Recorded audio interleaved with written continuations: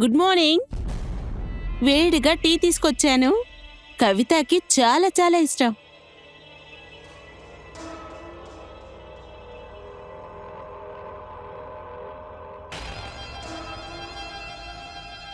Tea తీసుకో.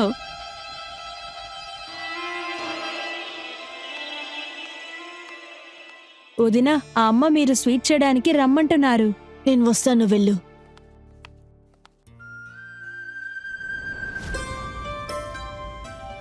ఇవమ్మా.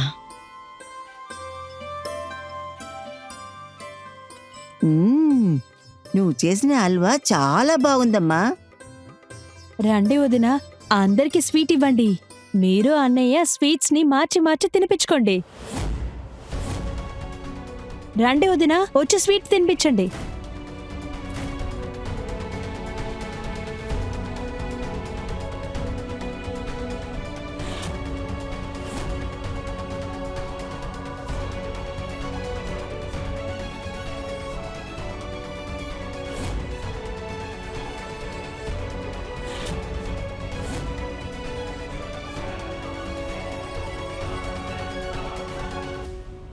మీరందరూ కూర్చుండి, ఇప్పుడే వస్తాను.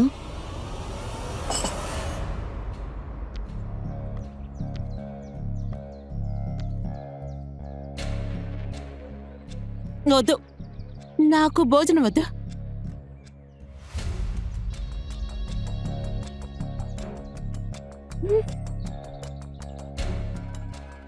ఏమైంది నీకు? కింద ఉన్న వాళ్ళని అస్సలు పట్టించుకోను. ఇప్పుడే నిజమైన సంప్రదాయం మొదలవుతుంది. ఇప్పుడు నువ్వు నీ చేతులతో నాకు తినిపించాలి. నా చేతులతో నేను నీకు తినిపిస్తా. వదలు నన్ను. ముందు తనకే కదా తినిపించావు, నాకు కాదు కదా.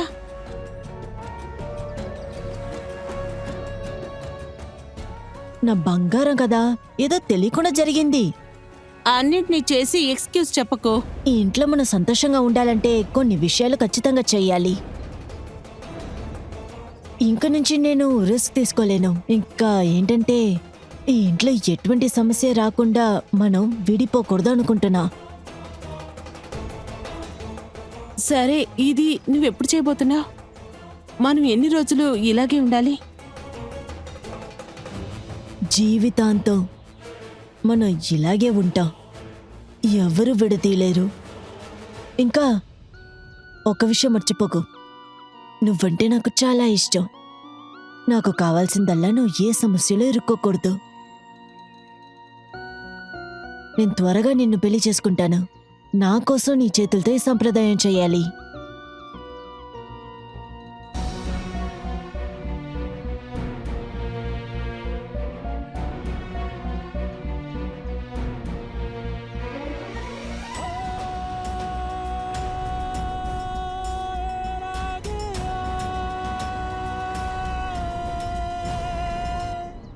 ఇలా చూడండి, ప్రియాని త్వరగా రమ్మని చెప్పి పిలవండి. ఒక్కరోజు అక్కడ ఉండేదే చాలు. భీమలా, నువ్వు ఏం మాట్లాడుతున్నావు? 3 రోజులు ఉండడమే కదా సంప్రదాయం. ఒకే రోజులో ప్రియాని ఎలా పిలిపిస్తాం? అలాగే ప్రియా అక్కడ ఉండడం వల్ల కవితకు కూడా అక్కడ సెటిల్ అవడానికి ఈజీగా ఉంటుంది. నువ్వు కారణం లేకుండా బాధపడుతున్నావు.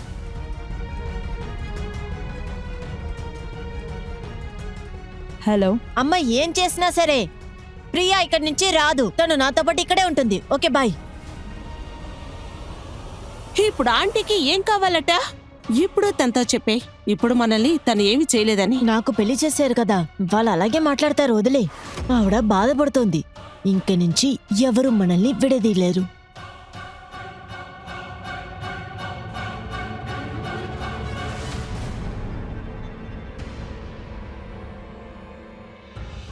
కవిత, నీతో కాస్త మాట్లాడాలి.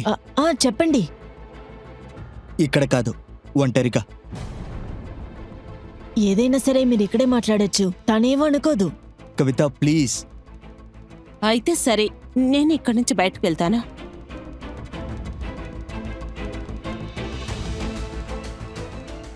నాకు తెలుసు నువ్వు ప్రియ మంచి ఫ్రెండ్స్ అని. అందుకని తను మనతో పాటు ఉండిపోలేదు కదా. ఐ మీన్, డే అయినప్పటికీ నాకు పర్లేదు. నైట్ కూడా మన రూమ్లో వచ్చి స్టే చేస్తున్నారంటే నాకు నా రూమ్ లోపలికి వస్తే వేరే ఎవరి రూమ్లోనూ ఉన్నట్టుంది. నేను ఏం చెప్పదలుచుకుంటున్నానో అర్థం చేసుకో. తను ఒక 2-3 రోజులు ఇక్కడ ఉండడానికే వచ్చింది, అంతలోపు ఇలా అంటున్నారు. అరే ప్రియా, ఇక్కడేం చేస్తున్నావు? అన్నయ్య వదిన మాట్లాడుతూ ఉంటే నువ్వెందుకు ఇక్కడి నుంచి వింటున్నావు? రా, ఇక్కడి నుంచి వెళ్దాం పదా. నా ఫ్రెండ్ని నువ్వు ఏడిపించావు కదా, నువ్వు మంచి భర్తవే కాదు. చూడండి, మీరు అనుకుంటున్నట్టు ఇక్కడ ఏం జరగలేదు. ఇలా రా, ఇలా వచ్చి కూర్చో. నువ్వు కాస్త రెస్ట్ తీసుకో, తర్వాత నువ్వు ఏడ్చేది ఆపే.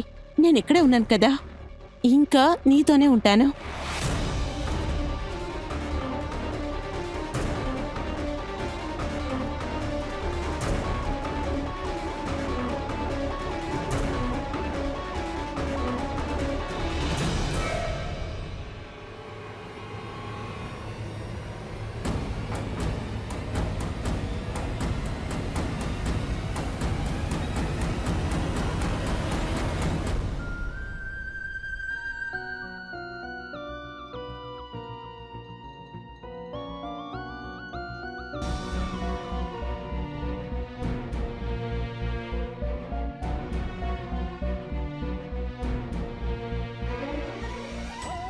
ఈ టాటూ లాగే మనం కూడా ఎవరు మన ఇద్దరిని విడదీయలేరు.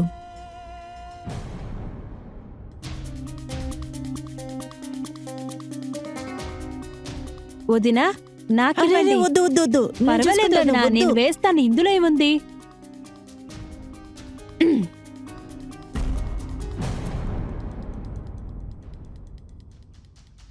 అది నాకివ్వు, నేను వేస్తాను. యాక్చువల్లీ నాకు మాత్రమే తెలుసు కవితకి ఎలాంటి మసాజ్ ఇష్టమని, కదా కవిత?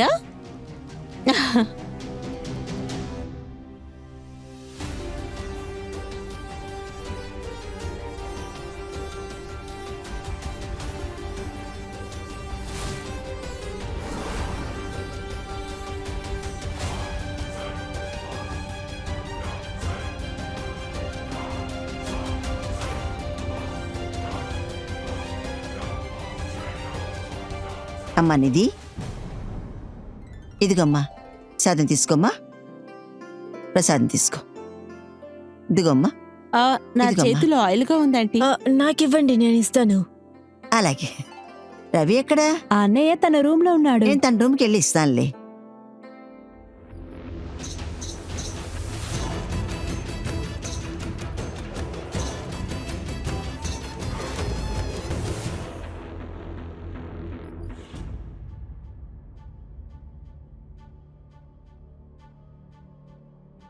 రవి, రవి, ఏంటి బాబు? నువ్వేంటి ఇక్కడ సోఫాలో పడుకున్నావు?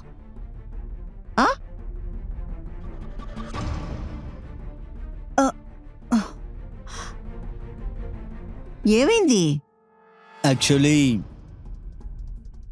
అదేంటంటే ప్రియా ఇంకా కవిత ఈ రూమ్లో కలిసి బెడ్లో పడుకుంటారు. ఏంటి? ప్రియా, కవిత? ఏంటి ఇదంతా? నిధి, నిధి, చెప్పండమ్మా. నేను నీతో ఏం చెప్పాను? ప్రియా నీ రూమ్లో పడుకోవడం లేదా? లేదుమా. నాతెందుకు ఈ విషయం నువ్వు ముందే చెప్పలేదు? నేనేమనుకున్నానంటే ఆ అన్నయ్యకి ఇందులో ఏ సమస్య లేదనుకున్నాను. తనకి ప్రాబ్లం లేదంటున్నావా? తనకి ఇప్పుడే కదా పెళ్ళయింది. వీళ్ళిద్దరికి మధ్య తనకేంటి పని? ఈ పిల్ల కవితకి అస్సలు బుద్ధి లేదు, చాలా మూర్ఖత్వంగా ఉంది. నేను చూస్తాను కవిత ప్రియ ఎలా కలిసి పడుకుంటారో అని. ఇక్కడ జరిగేదేదో నాకు మంచిగా అనిపించలేదు. నీ కుటుంబం గురించి ఆలోచించడం మానేసి నీ మొగుడిని శ్రద్ధగా చూసుకో. నాకు తెలుసు ప్రియా నీకు మంచి స్నేహితురాలు అని, కానీ ఇప్పుడు నీకు పెళ్ళైపోయింది కదమ్మా. పెళ్ళైన తర్వాత జీవితం చాలా వరకు మారిపోతుంది. బంధుత్వంలో మార్పులు వస్తాయి, భార్యాభర్తల బంధుత్వం మాత్రం శాశ్వతం.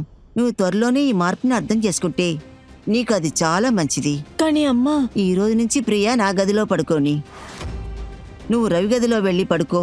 కానీ అమ్మ తను ఇక్కడి నుంచి వెళ్లే వరకు నాతో పడుకుంటుంది. వద్దు, రోజంతా తను నీతో పాటే కదా ఉంది, చాలు.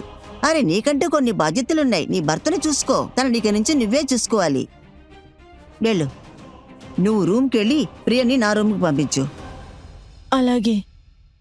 ఉమ్.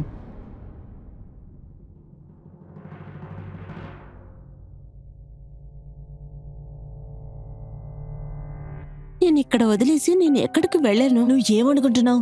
నేను ఇక్కడి నుంచి వెళ్ళనిస్తానా? రవి వాళ్ళ అమ్మగారు చాలా మొండిగా ఉన్నారు. ఆంటీ మొండితనం గురించి నాకు తెలుసు. నేను చెప్పాలా నువ్వు రవితో పడుకోమని? బుద్ధి తక్కువగా మాట్లాడకు. ఎవరితోనూ పడుకోవడం నాకు ఇష్టం లేదు. అయితే నువ్వెందుకు నన్ను వెళ్ళమంటున్నావు?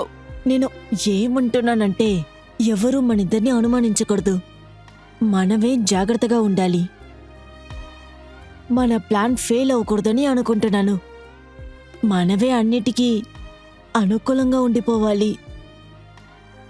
నువ్వు రవి ఒకటిగా ఉండడం తలుచుకుంటేనే భయంగా ఉంది. నన్ను నమ్ము, నేను నీ సొంతమే. ఎవరూ నన్ను ముట్టుకోరు. నువ్వు ఇక్కడి నుంచి వెళ్ళిపోతే నేను అసలు ఉండలేనిక్కడ. లేదంటే నేను చచ్చిపోతాను.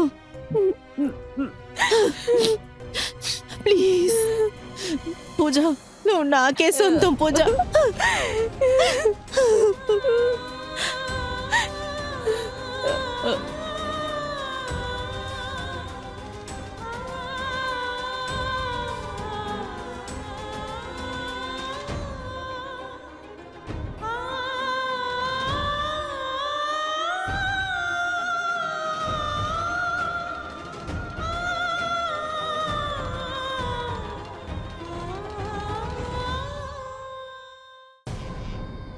పడుకోమ్మా.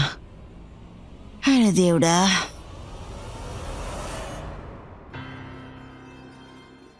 అరే వదలండి, నాకు నిద్ర వస్తుంది. అరే చాలా రోజుల తర్వాత ఈ రోజే మనం కలిసి ఉండడానికి ఛాన్స్ దొరికింది. టైంని వేస్ట్ చేయొద్దు. ఎక్కువగా పనిచేసిన వల్ల నాకు టైర్డ్గా ఉంది. వదలండి ప్లీజ్. నాకు మూడ్ లేదు, ప్లీజ్.